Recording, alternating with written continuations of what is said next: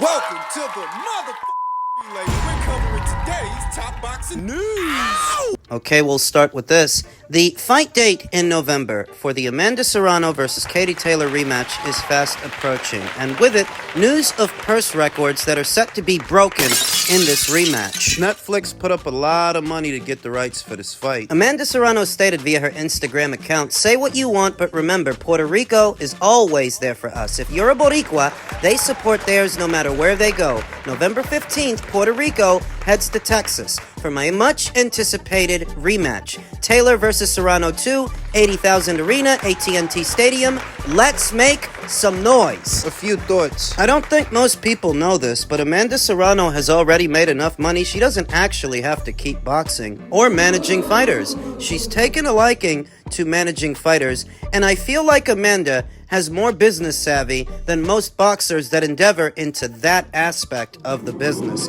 That you see a lot of fighters try to manage other fighters or maybe start promotional companies, but not everybody has the mind for it. Nope. Amanda does. It's the decision making. So all those years ago, when Amanda walked away from an offer from Matchroom to do the fight with Katie Taylor on the premise that she felt the fight was bigger than what they were offering. I gave her hell for it years ago. But time has proven her wise, because eventually they came back to the fight, and when they did, the fight was bigger. The fighters ended up making more money. Looking back, imagine if a fight of that caliber would have been wasted on Eddie Hearns' lawn. I'm not knocking him for it, by the way, but I have to highlight that Amanda was right. A spectacle like that wasted in Eddie Hearns' garden as opposed to Madison Square Garden in front of over 19,000 screaming fans. Amanda was right. She was right to walk away, even though I didn't see it at first. And they both ended up making more money for it in front of a larger audience. Amanda's decision making. She's got business savvy. Not every fighter does, even though a lot of fighters think they do. Few have it.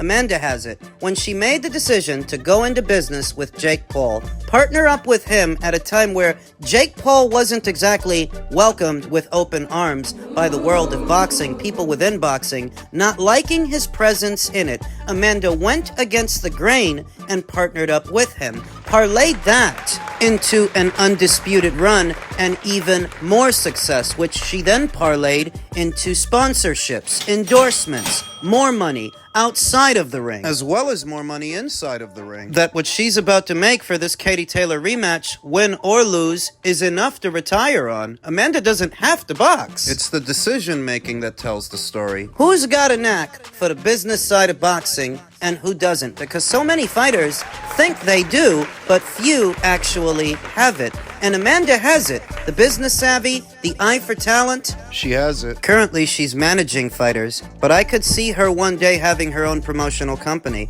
and I could see her signing a robust stable of Puerto Rican-born fighters, Having the inside track on the Puerto Rican fighters and the Puerto Rican fight fans could be very lucrative, and she knows that. Wepa. Record-breaking purses for two of the best women fighters, if not the two best women fighters in all of women's boxing. The other women boxers have to keep this trend going, because that's what helped to bring women's boxing along. That where a lot of the guys weren't fighting each other for one reason or another, what set the girls apart is that they were willing to roll the dice. We got Serrano versus Taylor and Shields versus Marshall in the same calendar year. So this younger generation of girls, they have to keep that in mind. You have to fight the fights, or the sport will die out again. Fade into the background. A big part of the push that you've been seeing for women's boxing is because many of the women are willing to take a chance, willing to roll the dice, and the fights that need to happen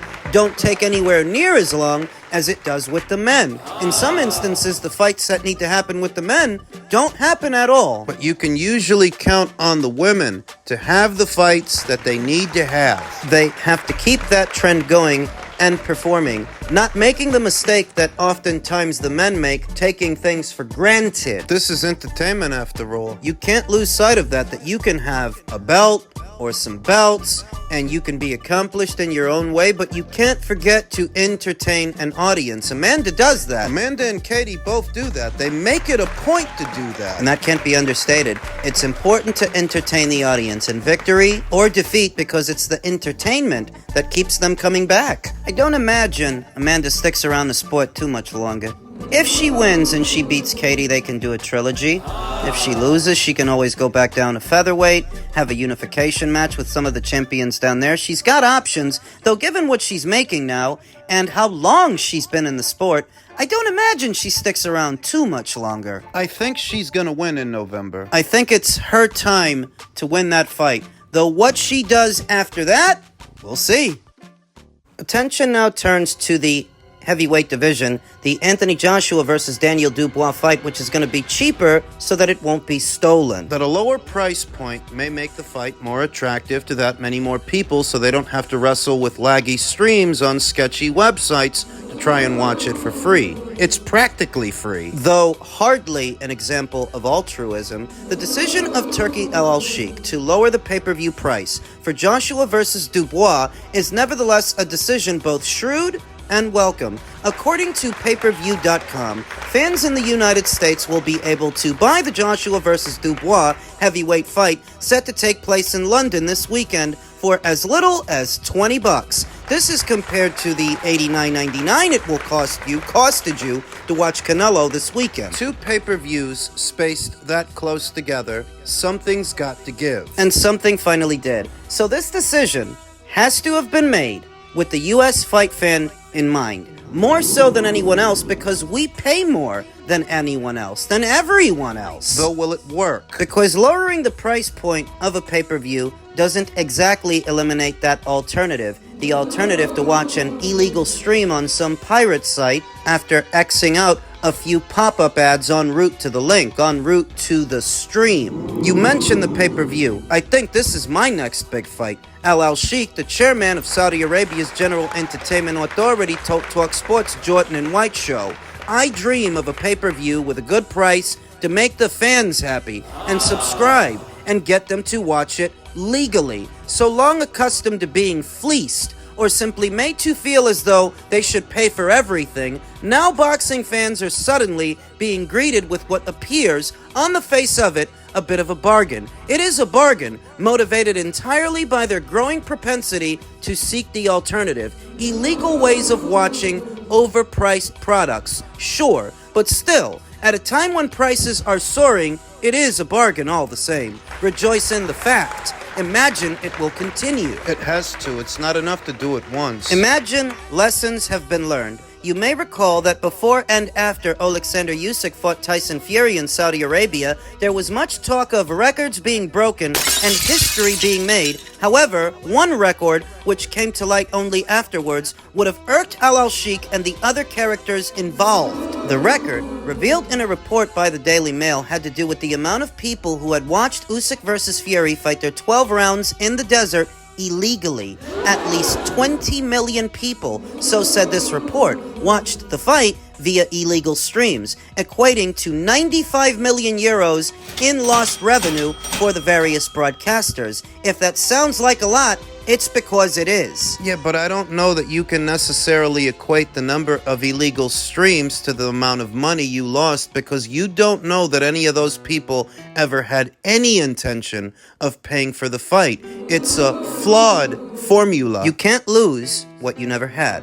The analysis conducted by YieldSec for Mail Sport also claimed there was evidence of 2,000 streaming locations across the world, with 18% of those watching illegally, approximately 4 million people in the UK, and 25%, 5 million of illegal streams located in North America. These figures, which count only for the number of streams and not the number of people watching them, are among the highest recorded for a sporting event. At best, you can say it showed the level of interest in the fight. Clearly, from the figures provided, you can see that this fight caught the public's imagination and was one they wanted to watch, which only lends credence to the view that if you match the best in the world against each other, the people will come. Yet, while encouraging, this would have been no consolidation for those behind the event, those wanting members of the public to pay for what it was they were selling. Equally, it is an example, yet again, of how the internet is, for both boxing and human beings, as much a curse as it is a blessing. For all its good, and much of boxing's quote-unquote promoting as of late having been an exclusive online affair, there is also the bad. That is, its very lawlessness and immaturity. The World Wide Web. Know your way around it, and how to circumnavigate the traps, and you will know how to avoid paying for most things, let alone a silly old fight. What is more, the temptation to avoid paying for a fight these days is only heightened by the price tag in the case of Usyk versus Fury, £24 in the UK, and the fact this offering typically comes on top of the money you're already paying for a subscription. For some, that's a joke taken too far, whereas others, those who prefer picture quality and lack the patience to endure a buffering stream, will be happy to pay. Certainly, whatever the rights and wrongs, if any fight is worth paying for in 2024, it was Usyk versus Fury. That, without wishing to play salesman, is about as good as it gets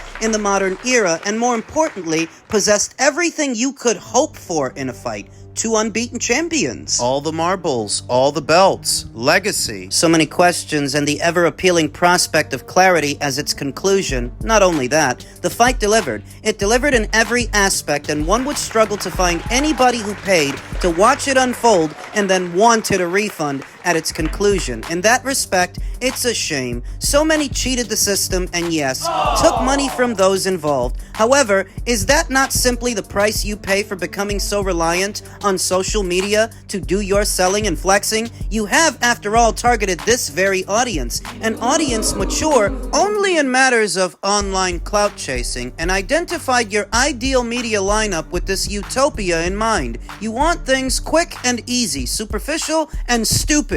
You want to avoid scrutiny by relying on diminishing attention spans. You want to have things your own way. Lance Pogmaya makes a valid point. If you're doing most of your advertising online, those are essentially young eyes you're getting on your fights. And those young eyes, those young guys, are tech savvy enough that even if they have the money, they know where they can watch it for free, and many of them are going to.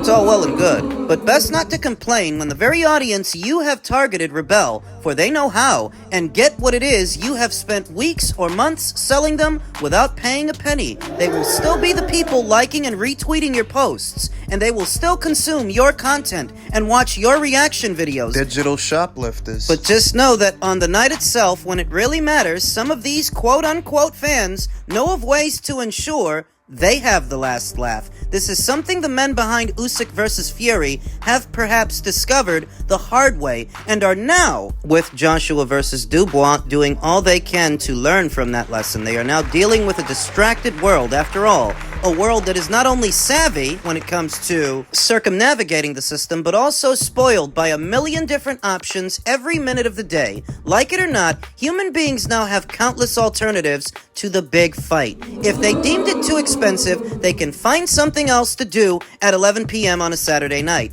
There are other apps, other tabs, and all manner of subscription services available, all within reach, all just at the tap of a button. There are also other ways of watching fights, good fights, mediocre fights, fights of interest, yet, in a punter's opinion, still not worth the money it would require to watch them legally, which, in a nutshell, has been boxing's problem as of late. Yes, there are millions of people out there who will forever be curious about the prospect of two human beings punching each other in the head for 12 rounds. But how many of these people are actually prepared to pay money to see the spectacle unfold this year? That's the question. What's the solution? You have to go back to boxing's roots.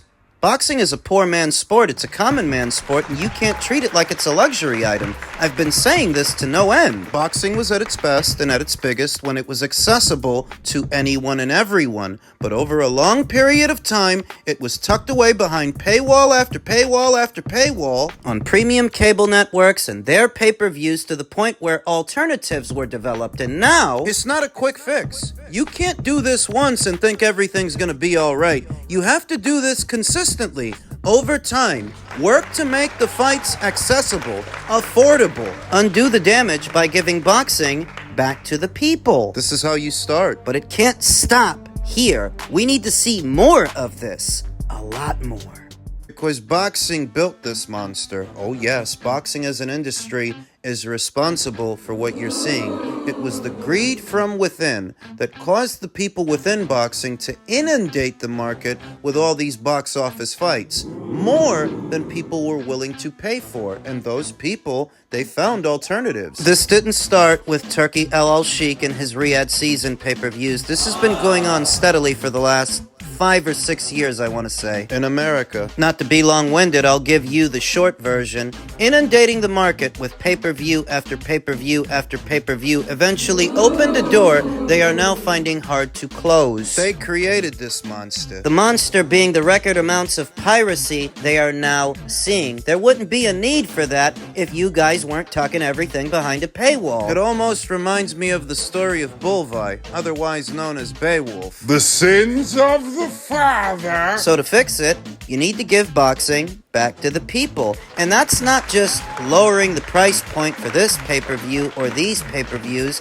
It's more to do with the regular schedule of fights. What people are seeing on a regular basis. The quality of those shows, the ambition of the matchmaking. You have to get people interested in boxing again, but you also have to make it accessible to them. And it's more than just lowering the price point for this pay-per-view. Not a quick fix. Sorry to say that it is an internal problem. So when a Brian Norman is offered a career-high purse that he walks away from to go fight in some pointless filler fight that no one is interested in, this is how these guys hurt the sport of boxing, and this contributes to that problem because he's doing so on the premise that they can come back to the table to do what? Renegotiate and bill their fight as a pay-per-view so that they can get more money. To see, it's the same thing in a cycle. It's a vicious cycle. They keep it alive. Boxing built this monster because some fights were never intended to be pay-per-views. In fact, pay-per-view was only intended for the biggest of the big fights.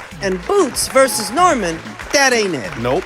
Some fights and some fighters were never intended to be on pay-per-view because pay-per-view was never intended to be for everybody. Just the biggest of the big names and the biggest of the big fights. But any two-bit fighter these days thinks he's God's gift to boxing. That's why Jake Paul versus Mike Tyson on Netflix not being billed as a pay-per-view was a stroke of genius because they made it that much more accessible to that many more people. That's what makes Jake such a smart kid. He's been on pay-per-view already. He's been on pay-per-view several times. He knows what's going on. Where all these young fighters that nobody knows and nobody follows think they have to fight on pay-per-view, Jake, who actually is well known, he knows that's not the move right now. You want as many eyes and as much exposure as you can get, you gotta come from behind that paywall. It helps that Netflix is paying them a truckload of money to do it. But it's gonna cost something to undo the damage all the greedy people within boxing have done to the sport. It's gonna cost something. It has to. Everything costs something. Why do you think I'm always telling you? There's no such thing as a free lunch. Sacrifices need to be made to repair the damage done to the sport.